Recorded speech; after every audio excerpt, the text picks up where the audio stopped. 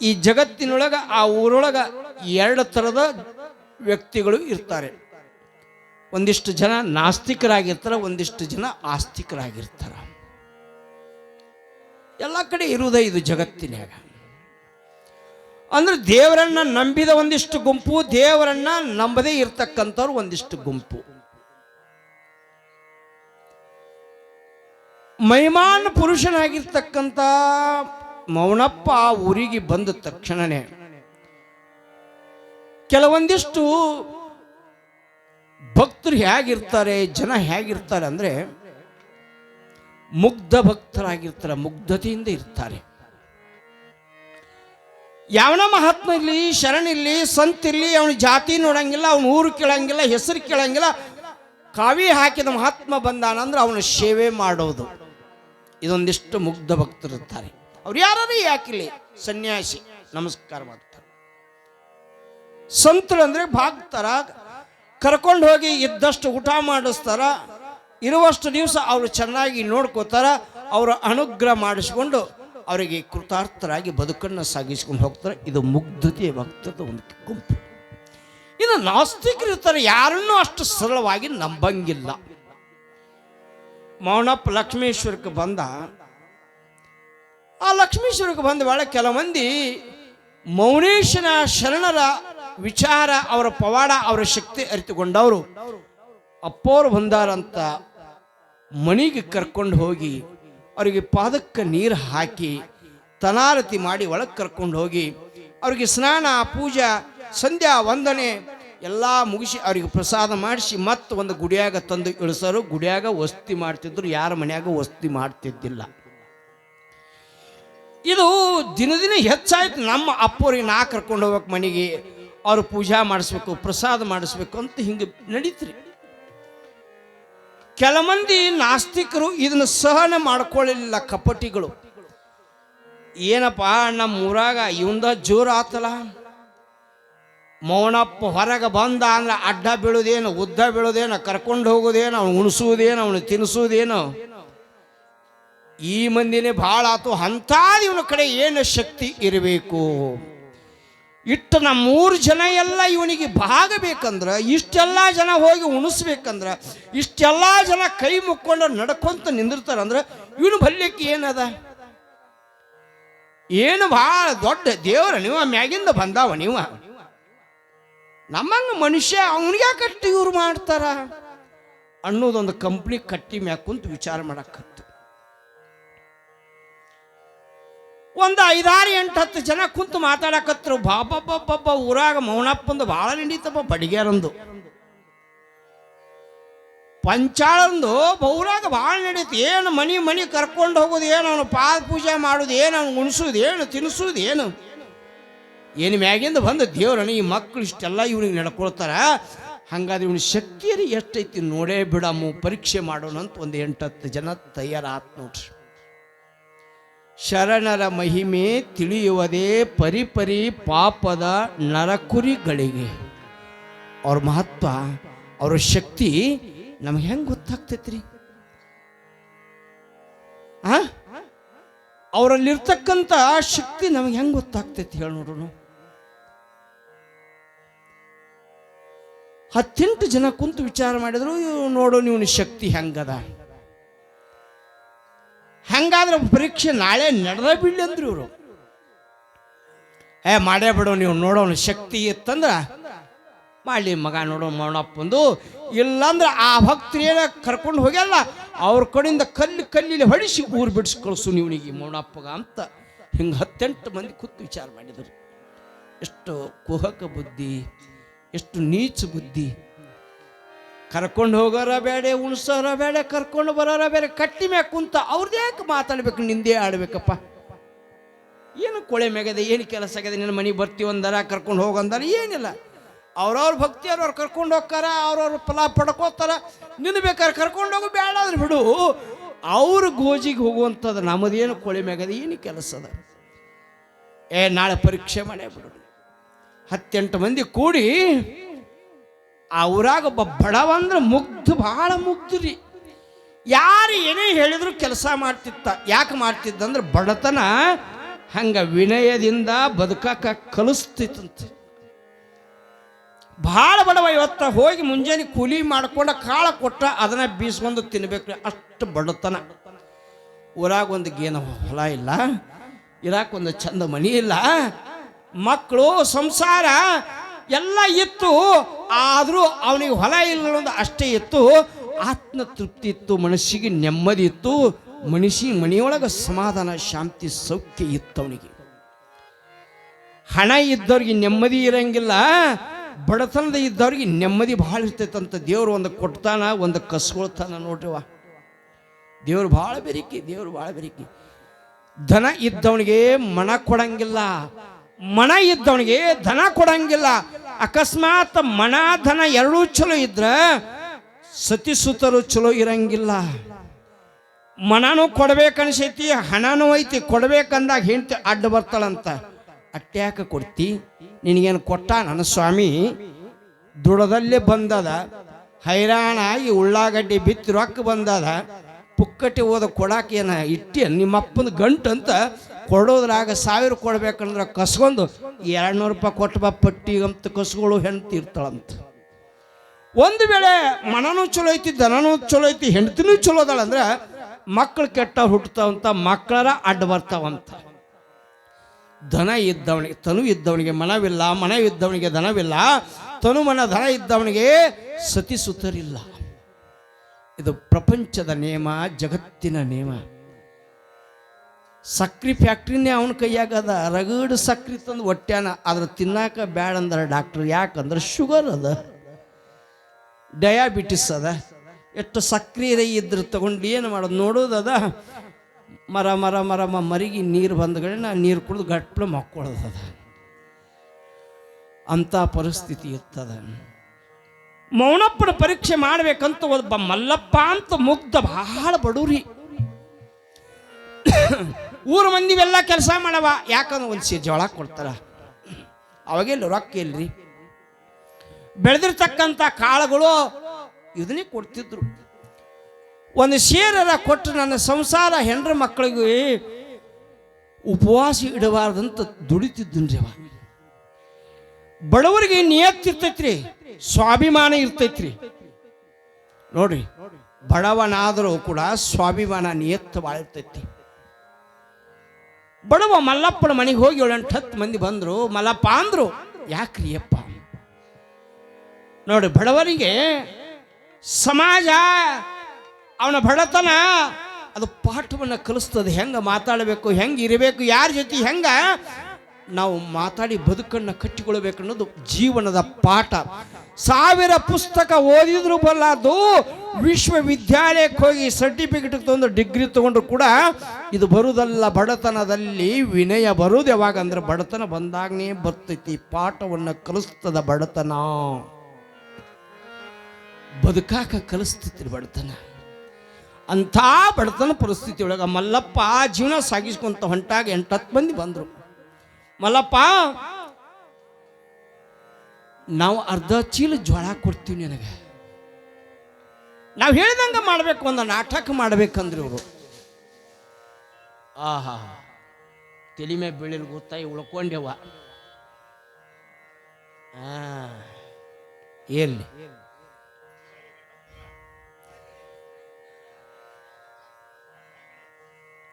ಅದಕ್ಕೆ ಚಂದ ಹಾಸ್ಯರ್ಯವ್ವ, ಬಂದು ಕೂಡಂಗಿಲ್ಲ ನೀವು. ನೋಡಿ, ತಲೆ ಮೇಲೆ ಬಿದ್ದರೆ ಎಷ್ಟು ಅನಾಹುತ ಕಿತ್ತದು.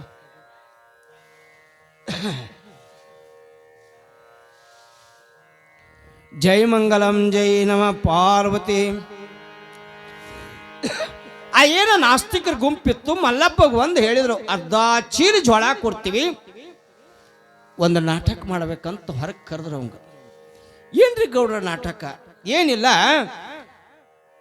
ನಾವು ಹೇಳಿದಷ್ಟ ಮಾಡೋದು, ನೀನು 1 ತಾಸು ಅಟ್ಟ ಮಾಡಿದ್ರೆ ಅರ್ಧ ಚೀಲ ಜೋಳ ನೀನು ಕೊಡ್ತೀವಿ. ಅವೇನು ತಿಳ್ಕೊಂಡು ನನ್ನ ಪಾಪ ನಾಟಕ ಅಂದ್ರೆ ಊರಾಗ ಏನಾರ ನಾಟಕ ಇರಬೇಕು, ನಾಟಕ ಮಾಡುವುದು ಅಂತ ತಿಳ್ಕೊಂಡಿದ್ದವ. ಇಷ್ಟೆಲ್ಲ ಒಳಗ ಇದೆಲ್ಲ ಐತಿ ಅನ್ನೋದು ಪಾಪ ಅವ್ರು ಬಿಚ್ಚಿ ಹೇಳಿಲ್ಲ, ಇವನು ತಿಳ್ಕೊಳ್ಳಿಲ್ಲ.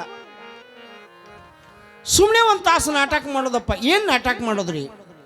ಏನಿಲ್ಲ, ಸತ್ತಂಗ ಕುಂದ್ರುದು ಒಂದು ತಾಸು, ಅತ್ತಂಗ ಮಾಡ್ತಾರ, ಆಮೇಲೆ ಎದ್ದು ಬಿಡೋದು, ನಿನಗೆ ಅರ್ಧ ಚೀಲ ಜೋಳ ಕೊಡ್ತೀವಿ ಅಂತ ಹೇಳಿದ್ರು.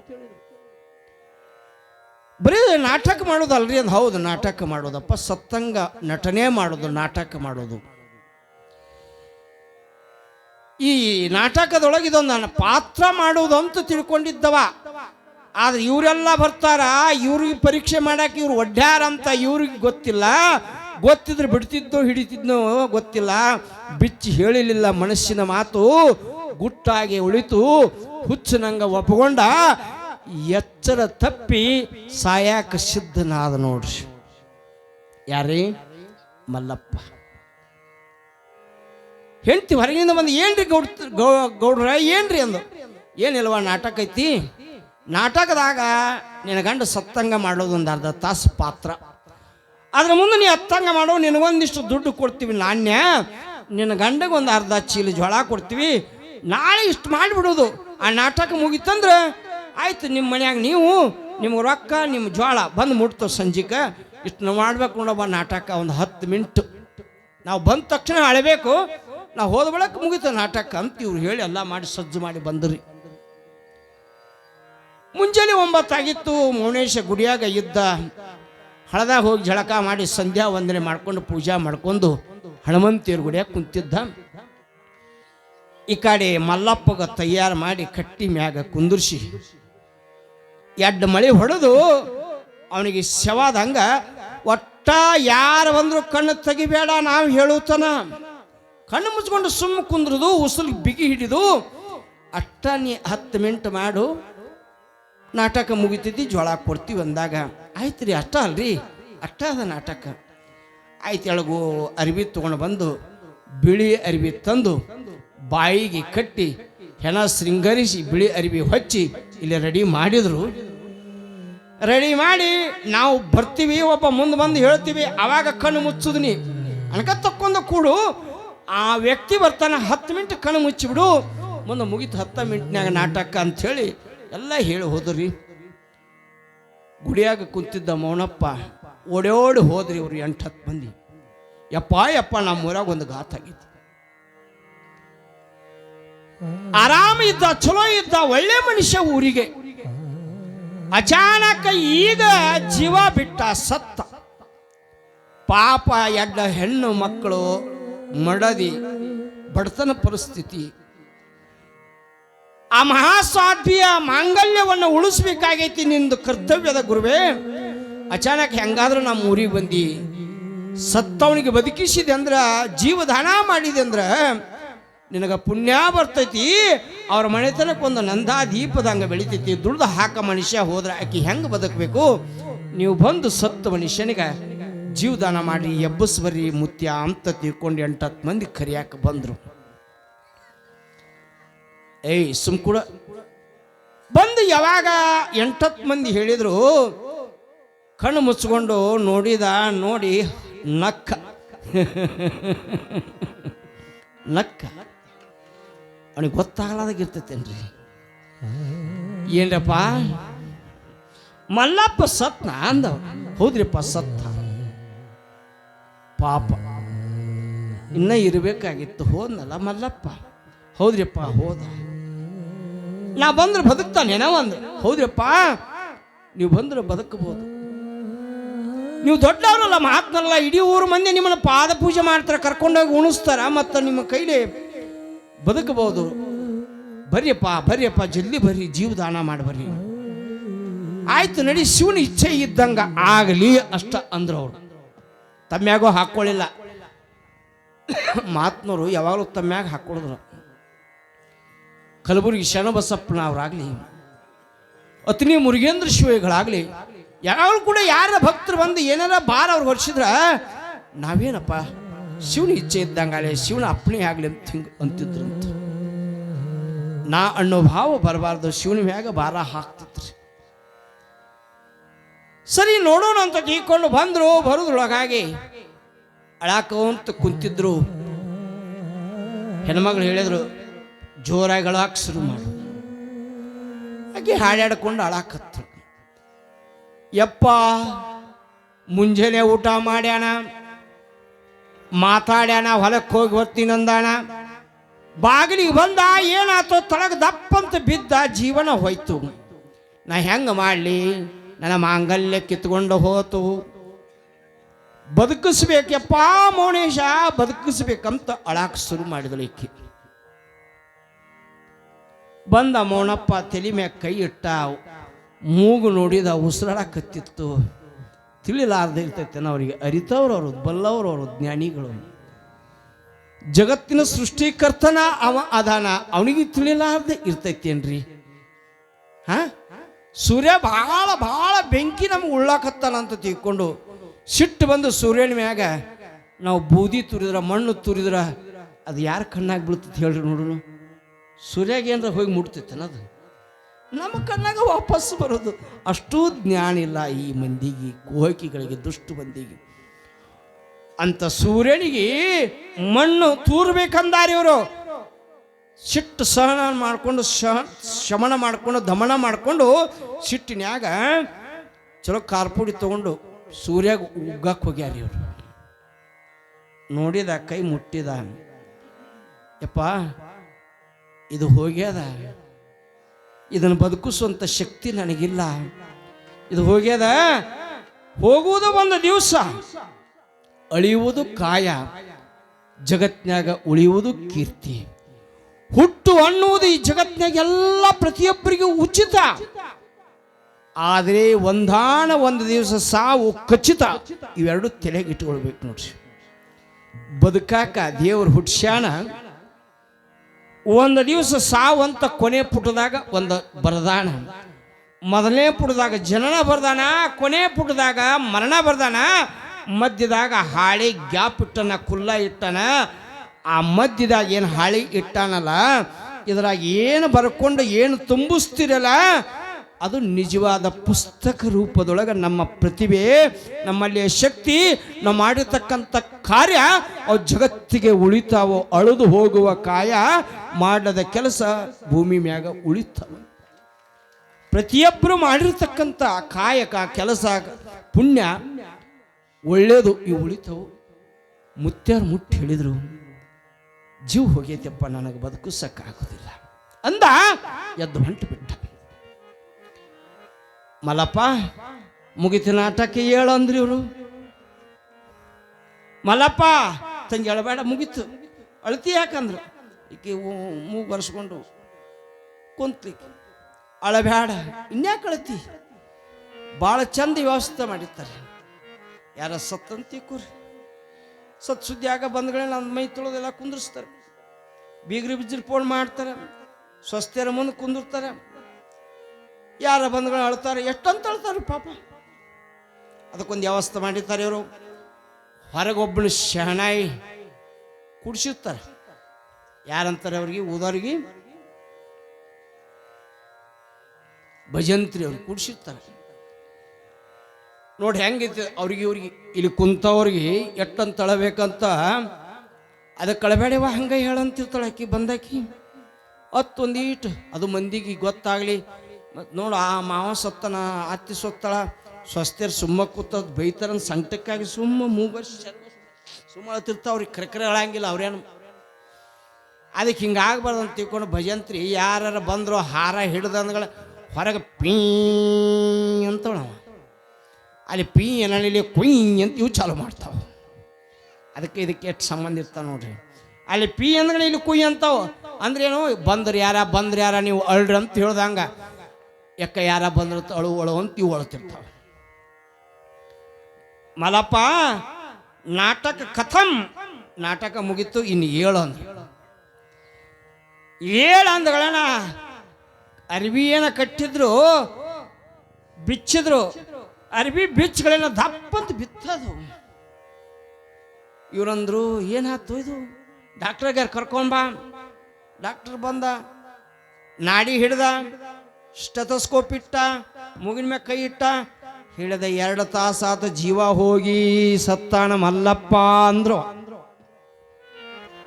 ಇವು ಗಾಬರಿ ಆದವು. ಹೆಣ್ಮಗಳಿಗೆ ತರ ನಡಗಾಕತ್ತು. ಜೀವಂತಿದ್ದ ಮಲ್ಲಪ್ಪ ಶವನಾಗಿ ನಾಟಕ ಮಾಡಾಕ ಕೂಡ್ಸಿದ್ರ ನಿಜವಾಗೂ ಸತ್ತು ಹೋಗಿಬಿಟ್ಟಾನಲ್ಲ ಮಲ್ಲಪ್ಪ. ಏ ಸತ್ತಿಲ್ಲಾರ, ಇಷ್ಟೊತ್ತನ ಕಟ್ಟಿವಲ್ಲ ಉಸಿರುಗಟ್ಟಿರ್ಬೇಕು, ಒಂದಿಟ್ಟು ಗಾಳಿ ಬೀಸ್ರಿ, ನೀರು ಹಾಕ್ರಿ, ಮಲ್ಲ ಬದುಕ್ತಾನ. ನೀರು ಹಾಕಿದ್ರು, ಗಾಳಿ ಹೊಡೆದ್ರು, ಇದ್ರ ಹೊಳಬೇಕಲ್ಲ, ಜೀವ ಹೋಗೇ ಬಿಟ್ಟದ. ಮಲ್ಲಪ್ಪ ಕರೆ ಕರೆನ ಶವವಾಗಿ ಬಿಟ್ಟಾನ. ಹೆಂಡತಿ ಗುಳೋ ಅಂತ ತೊಳಕತ್ತಳಿ ಪಾಪ. ಕರೆ ಕರೆ ಕರೆ ಕರೆ ಕರೆ ಕರೆನ ಆತಲ್ಲ, ಇದು ಸುಳ್ಳು ಸುಳ್ಳು ಅಂತ ತಿಳ್ಕೊಂಡಿದ್ದೀವಿ. ನಮಗಿನ್ನು ದುಡ್ದು ಹಾಕೋರು ಯಾರು, ನೀ ಹೋದಿ ಅಂದ್ರೆ ನಮಗತಿ ಹೆಂಗ? ತಮ್ಮ ತಿಪ್ಪಲಿಗಾಯ್ಗಳತಾರ ಇವ್ರು. ಕರೆ ಕರೆ ಜೀವ ಇಟ್ಟು ಅಳಂಗಿಲ್ಲ ಯಾರು. ಊಟ ಕೂಡ್ಸಿ ಅಂತಾರ ನೋಡ್ರಿ, ಹೇಳಲಾದ ಹೊಂಟಿ ಹೆಂಗ ಮಾಡೋದು. ನಾವು ಯಾರ್ದಾರ ಹೊಕ್ಕಿರ್ತೀವಲ್ರಿ, ಶಿಶು ಮಕ್ಕಳು ಬೇಕಾದರಿದ್ರು ಹಾರ ಹಾಕೋಣ ಅಂತಾರ. ಮಠಕ್ಕೆ ಹೋಗೋಣ ಅಂತಿದ್ದಿ, ಮುತ್ಯಾನ ಕಡೆ ಹೋಗಕ್ಕೆ ಆಗಲಿಲ್ಲ, ದವಾಖಾನಿಂದ ಸೀದಾ ಬಂದು ಇಲ್ಲೇ ಕುಂತಿ. ಈಗ ಬಂದ ನೋಡು, ಕೈ ಹಿಡಿಯೋನು ಕರ್ಕೋ. ನಾವು ಎದಿ ದಸಕ್ಕಂತಿದ್ವಿ, ಎಲ್ಲಿ ಎದ್ದು ಬಂದು ಕೈ ಹಿಡಿದು ಅಂದು ನಮಗತಿ ಏನಾಗಬೇಕು. ಮುತ್ಯ ಬಂದನ ಕರ್ಕೋ, ಮುತ್ಯಾಗ ಏನಾರ ಹೇಳು ಅಂತಾನ. ಜೀವಿದ್ದಾಗ ನಾ ಮಗ ಹೇಳಿಲ್ಲ ಬಂದಿಲ್ಲ, ಸತ್ತು ಬಳಕೆ ಏನು ಹೇಳ್ತಾನವ? ಹೆಣ್ಮಗಳ ಅಂತಿರ್ತಾಳೆ ಈಕಿ. ಮುತ್ಯ ಬಂದಾನ, ಏನು ಹೇಳ್ತಿ ಹೇಳೋ, ಕರ್ಕೋ ಕರ್ಕೋ ಮಠಕ್ಕೆ ಒಯ್ಯಿ ಅಂತಿದ್ದಿಲ್ಲ, ಮುತ್ಯನ ಮಠದಿಂದ ಬಂದಾಣ ಅಂತಿರ್ತಾಳಂತಿರ್ತಾರೆ. ಆಯ್ತು, ಶವ ತಗೊಂಡು ದುಃಖ ಮಾಡ್ಕೊಂತ ಮಕ್ಕಳು ಹೆಂಡತಿ ಎಳ್ಕೊಂತ ಹೊಂಟ್ರಿ. ಇನ್ನು ಹೋಗಿನ ಕಿಚ್ಚನ್ಯಾಗ ಸುಡಬೇಕಲ್ಲ. ಆ ಕಿಚ್ಚನ್ಯಾಗ ಸುಡುವಾಗ ಹಿಂದೊಂದು ಕಾಲದಾಗ ಏನಿತ್ತಂದ್ರ, ಪತಿ ಸತ್ತರೆ ಸತಿನೂ ಕೂಡ ಬೆಂಕಿ ಒಳಗೆ ಆಹುತಿ ಆಗಬೇಕು, ನಿರ್ಗಮನವಾಗಬೇಕಂತಿತ್ತು. ಅದು ಧರ್ಮ. ಹಿಂಗೆ ತಗೊಂಡು ಹೊಂಟಿದ್ರು. ಬ್ರಾಹ್ಮಣ ಸಣ್ಣ ಬಾಲಕನಾಗಿ ಒಂದು ದಂಡಿ ಮ್ಯಾಗ ಆ ಗುಡಿ ಮುಂದೆ ನಿಂತಿದ್ದೀವ. ಎಲ್ಲಿ ಒಯ್ಯಾಕತ್ತೀರಿ ಅಂದವ. ಏ ಹುಡುಗ, ಜೀವ ಹೋಗಿದೆ, ಕಣವಲ್ಲನ ಶವ ಆದ, ಹೋಗಿ ಕಿಚ್ಚು ಕೊಟ್ಟು ಬರಾಕ್ಬೇಕು. ಕಿಚ್ಚು ಕೊಟ್ಟು ಬರ್ತೀವಿ ಅಂದ್ರೆ ಇವರೆಲ್ಲರೂ. ಆ ಹುಡುಗ 12-13 ವರ್ಷದ ಬಾಲಕ ಅಲ್ಲ, ಅವನ್ದಿನ್ನ ಕೆಲಸ ಭಾಳ ಅದ, ಕೆಲಸ ಉಳಿಸ್ಯಾಣ, ಅವನ್ ಹೆಂಗೆ ಕಿಚ್ಚು ಕೊಡ್ತೀರಿ ನೀವು ಅಂತಿವ ಅಂದ. ಏ ಹುಚ್ಚುಗೊಟ್ಟಿ ಸತ್ತಾನವ, ಸತ್ತ ಬಳಕ ಏನು ಕಾರ್ಯ ಮಾಡ್ತಾನವ, ಮುಗ್ದೈತಿ, ಒಂದು ಆಯುಷ್ಯ ಮುಗ್ದೈತಿ, ಆಯುಷ್ಯ ತೀರಿದೊಡನೆ ಮುಗ್ದೈತಿ, ಒಯ್ಯಾಕ ಹತ್ತೀವಿ ಅಂದ್ರು.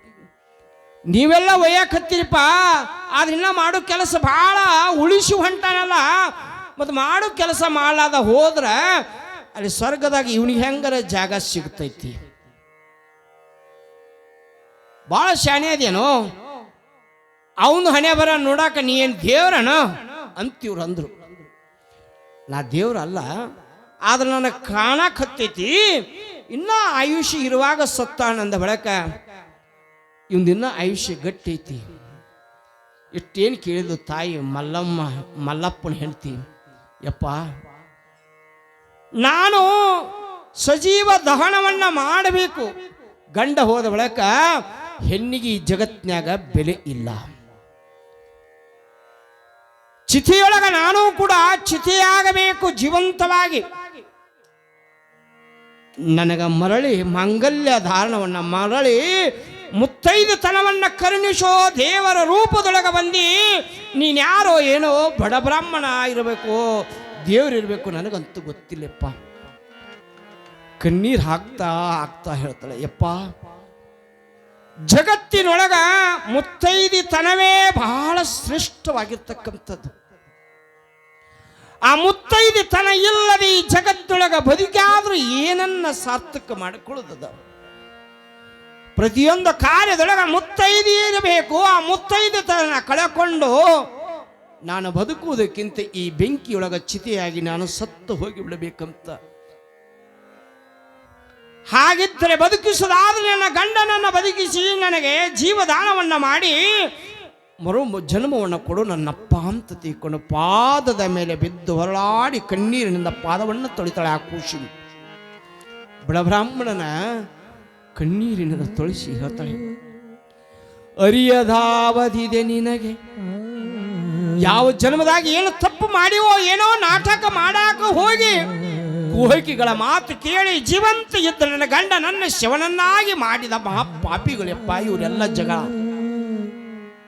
ದುಡ್ಕೊಂಡು ತಿನ್ಕೊಂಡು ಆನಂದವಾಗಿ ಗಂಡ ಹೆಂಡತಿ ನಾವು ಬಹಳ ಚಂದ ಇದ್ದೀವಿ. ಅರ್ಧ ಚೀಲ ಅತಿ ಆಸೆಗಾಗಿ ಜೀವವನ್ನ ಕೊಡ್ತಕ್ಕಂಥದ್ದು, ಅತಿಯಾದ ಆಸೆಗೆ ಯಾರು ಬಲಿಯಾಗಬಾರದು ಜಗತ್ತಿನ ಸಂದೇಶವನ್ನ ಮೌನಪ್ಪ ನಮಗ ಕೊಟ್ಟು ಹೋಗಿಬಿಟ್ಟ. ನಾವು ತಿಳ್ಕೊಳ್ಬೇಕಾಗಿದ್ದಿಷ್ಟೇ, ಇದ್ದುದ್ರಾಗ ಜೀವನ ಕಳಿಬೇಕಾಗಿತ್ತು. ಇದ್ದುದ್ರಾಗ ಎಷ್ಟು ಆನಂದವಿದ್ವಿ, ಹೆಂಡ್ರು ಮಕ್ಕಳು ಎಷ್ಟು ಕುಲು ನಕ್ಕೊಂತ ನಂದ ಗೋಕುಲದಂಗ ನನ್ನ ಮನೆಯಿತ್ತು. ಅತಿ ಆಸೆಗಾಗಿ ಎಂದು ಮನಸ್ಸು ಮಾಡಿದ ನನ್ನ ಗಂಡ ಅವತ್ತೇ ದುಃಖಕ್ಕೆ ಈಡಾತು ನಮ್ಮ ಮಣಿ. ಯಪ್ಪ, ಪರಮಾತ್ಮನ ರೂಪದಾಗ ನೀ ಬಂದಿ, ನನ್ನ ಮಾಂಗಲ್ಯ ಉಳಿಸು ತಂದೆ, ನನ್ನ ಮಾಂಗಲ್ಯ ಉಳಿಸು. ನನ್ನ ಮಾಂಗಲ್ಯ ಉಳಿಸಿದ ಮರುಕ್ಷಣವೇ ನಿನ್ನ ಶಿಷ್ಯಳಾಗಿ ನಾನು ಸಾಯುವರೆಗೆ ನಿನ್ನ ಸೇವೆ ಮಾಡಿಕೊಂಡು ನಾವು ಗಂಡ ಹೆಂಡತಿ ಬದುಕ್ತೀವಿ. ಪರಮಾತ್ಮನ ರೂಪದೊಳಗ ಒಂದು ಜಂಗಮನೇ ಯಪ್ಪ, ನಮ್ಮನಗ ಮರುಜನ್ಮವನ್ನು ನೀಡು. ಹರ ಮುನಿದರೆ ಗುರು ಕಾಯುವನಂತೆ ಗುರುವಿನ ರೂಪದೊಳಗ ಬಂದಿ ನಮಗ ಪ್ರಾಯಶ್ಚಿತ್ತ ಮಾಡಿಕೊಂಡಿವಿ ನಾವು ಪಾಪಕ್ಕ. ಯಪ್ಪ, ನಮಗೆ ಜೀವದಾನ ಮಾಡಂದಾಗ ಬ್ರಾಹ್ಮಣನ ವೇಷದೊಳಗಿರ್ತಕ್ಕಂಥವ ಹೇಳ್ತಾನೆ, ತಂಗಿ ನಿನ್ನ ಗಂಡನ ಆಯುಷ್ಯ ಇನ್ನೂ ಅದ, ಆಯುಷ್ಯ ತೀರಿದೊಡನೆ ಈ ಕ್ಷಣನು ಈ ಭೂಮಿ ಮ್ಯಾಗ ಯಾರು ಇರ್ಲಿಕ್ಕೆ ಸಾಧ್ಯವಿಲ್ಲ. ಇರ್ತೀನಂದ್ರೆ ಬಿಡಂಗಿಲ್ಲ, ಬರ್ತೀನಂದ್ರೆ ತಗೊಳಂಗಿಲ್ಲ. ಎಷ್ಟು ಚಂದ ಅದು ನೋಡ್ರಿ ಈ ಮಾತು. ನಾವು ಬರ್ತೀವಿ ಅಂದ್ರೂ ಕೂಡ ಅಲ್ಲಿ ಜಾಗ ಸಿಗಂಗಿಲ್ಲ. ಮತ್ತೆ ನಾವು ಇನ್ನಷ್ಟು ಇರ್ಬೇಕಂದ್ರೂ ಕೂಡ ಅದು ಇಲ್ಲಿ ಬಿಡಂಗಿಲ್ಲ. ಒಬ್ಬ ಕಟ್ಟಿ ಮ್ಯಾಗ ಕುಂತಿದ್ನಂತ, ಯಮದೇವ್ರ ಲಿಸ್ಟ್ ತಗೊಂಡು ಬಂದಂತ, ಹುಡುಕ್ಯಾಡ್ಕೊಂತ ಬಂದ. ಸಂಜಿನ್ಯಾಗ ಕುಂತಿದ್ದ ಇವ ಬಂದು ಇವನು ಕಟ್ಟಿಗೆ ಕುಂತ, ಯಾರನಿ ಅಂದಿವ, ನಾನು ಯಮ. ಎದಕ್ಕೆ ಬಂದಿ? ಇವತ್ತ 101 ಮಂದಿ ಕರ್ಕೊಂಡು ಹೋಗ್ಬೇಕು, ಲಿಸ್ಟ್ ತಗೊಂಡು ಬಂದೀನಿ. ಅದಕ್ಕೆ ಅವ್ರವ್ರ ಮನಿ ಗೊತ್ತಿಲ್ಲ, ಅದಕ್ಕೆ ನಿನಗ ಕೇಳ್ತೀನಿ, ನಿನ್ನ ಹೆಸರು ಏನು, ನಿನ್ನ ಅಡ್ಡ ಹೆಸರು ಏನು ಅಂತ ಕೇಳಿದ. ನಂದು ಶಂಕರಪ್ಪ ಮಲ್ಲಪ್ಪ ಹಡಪದ ಅಂದಿವ. ಫಸ್ಟ್ ಹೆಸರು ನಿಂದೇ ಅದ, ಅದಕ್ಕೆ ನಿನ್ನ ಮನೆಗೆ ಬಂದಿನ ಅಂದಿವ ಯಮ. ಶಂಕರಪ್ಪ ಅಂದ್ರೆ ನೀನು ವಯಸ್ಸಿಷ್ಟ ಆಗೈತಿಲ್ಲ, ಫಸ್ಟ್ ನಿಂದ ಐತ್ ನೋಡಿ ಹೆಸರು ನಡಿ ಅಂದಿವ. ಇದು ಹೊಡೆದಂಗಾಯ್ತ್ರಿ. ಮನುಷ್ಯಾಗ ಏನು ಬಂದ್ರು ಹೆದರಂಗಿಲ್ರಿ, ಗಟ್ಟಿರ್ತದ. ಈ ಸಾವು ಬಂತಂದ್ರೆ ಹೆದರ್ತಾನ ನೋಡ್ರಿ. ಎಂತಿಂತವ್ರು ಶ್ರೀಮಂತರು, ಎಂತಿಂತ ಗಟ್ಟಿ ಮುಟ್ಟಿದ್ದವ್ರು, ಎಂತಿಂತ ಕುಸ್ತಿ ಆಡೋ ಪೈಲ್ವಾಂಡ ಕರೋನದ ಬಂದಾಗ ಹೆದರಿ ಓಡ್ಲಿಲ್ಲ.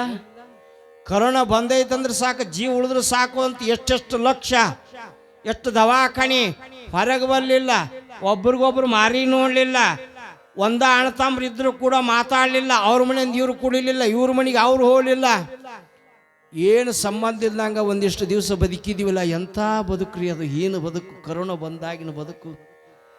ಹೊರಗೆ ಹೋಗಂಗಿಲ್ಲ, ಮಾತಾಡಂಗಿಲ್ಲ, ಅವ್ರ ಮನೆಗೆ ಬಂದ್ರೆ ಇವ್ಗೆ ಸಂಶಯ, ಇವ್ರ ಮನೆಗೆ ಅವ್ರು ಹೋದ್ರೆ ಅವ್ರ ಸಂಶಯ. ಯಾಕೆ ಇದು ಎಲ್ಲೆಡ್ಡೆ ಬಂದೈತೆ, ನಮ್ಮ ಮನೆಯಾಗ ಕರೋನಾ ತಂದುಗಿಂದಿತ್ತು, ಯವ್ವ ಬಾಗಲು ಹೊರಗೆ ನಿಂದಿರಿಸಿ ಮಾತಾಡಿದ್, ಯಾರು ನೀ ಅಲ್ಲೇ ಆ ಕಡೆ.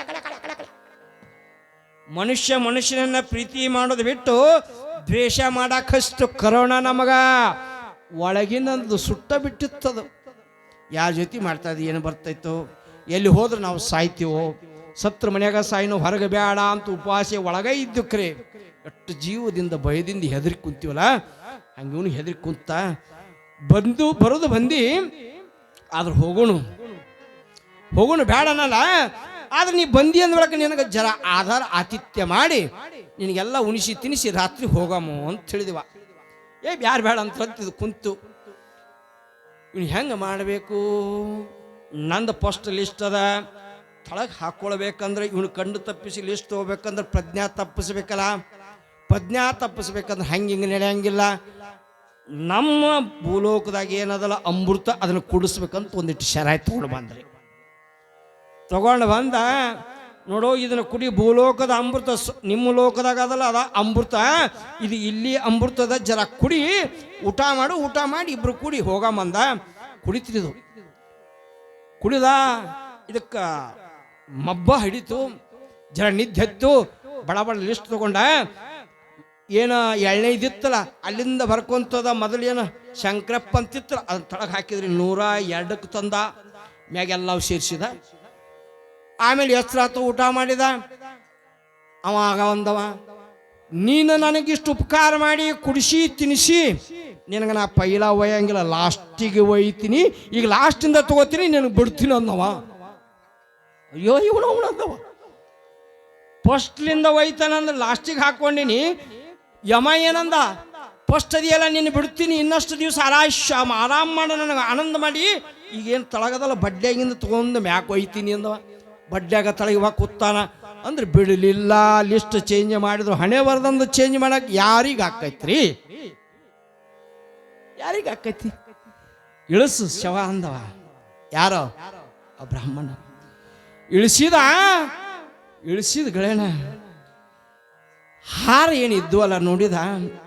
ಮಲ್ಲಪ್ಪ, ಏ ಮಲ್ಲಪ್ಪ, ಇನ್ನ ಮುಗುದಿಲ್ಲ, ಕರ್ತವ್ಯ ಇಟ್ಕೊಂಡು ಇಷ್ಟು ಜಲ್ದಿ ಹೊಂಟಿ, ನೀನು ಹೆಣ್ತಿಗಿರ ಏನಾರು ಹೇಳಲಿಲ್ಲ ಬಿಡಲಿಲ್ಲ, ಹಂಗ ಹೋದ್ರೆ ಹೆಂಗೋ? ಹೇಳಿ ಎದ್ದು ಮನೆ ಕಡೆ ಹೋಗು, ಇನ್ನ ಕೆಲಸ ಭಾಳ ಅದ ಅಂದಾಗನೇ ಎಚ್ಚರಾಗಿ ಎದ್ದು ಕುಂತು ಕಣ್ಣು ತಿಕ್ಕೊಳಕತ್ತ ಮಲ್ಲಪ್ಪ. ಈಗ ಎಷ್ಟು ಆನಂದ ಆಗಿರ್ಬೇಕು ಯಪ್ಪ. ಯಾರಲ್ಲಿ ಕರೆ ಹೇಳು, ನನ್ನ ಗಂಡನನ್ನ ಸತ್ತ ಹೆಣವನ್ನ ಮರುಜೀವ ನೀಡಿದೆಲ್ಲ ತಂದೆ, ನಮ್ಮದು ಪುಣ್ಯ ಅದ, ಅದಕ್ಕೆ ಪುಣ್ಯಕ್ಕೆ ನೀ ಬಂದೀನಿ ಯಾರು ಅಂದಾಗ ಅವ ಸಾಕ್ಷಾತ್ ತನ್ನ ದೇಹ ಧಾರಣೆ ಮಾಡಿಕೊಂಡು ವಿರಾಟ ವಿಶ್ವ ಪುರುಷನಾದ ಮೌನೇಶ ಪ್ರತ್ಯಕ್ಷನಾಗಿ ಹೇಳಿದ್ರಂತೆ, ಇವನ್ನ ಸತ್ತ ಹೆಣದಂತೆ ಪರೀಕ್ಷೆ ಮಾಡಾಕ ನನಗೆ ಮಾಡಿದ್ರವ, ಅದಕ್ಕೆ ನಾನಾ ಜೀವ ತೆಗೆದಿದ್ದೆ, ನಾನಾ ಮರುಜೀವ ಕೊಟ್ಟಿನಿ ನೋಡು ಅಂತ ಹೇಳಿದ್ರಂತೆ ಮೌನೇಶ.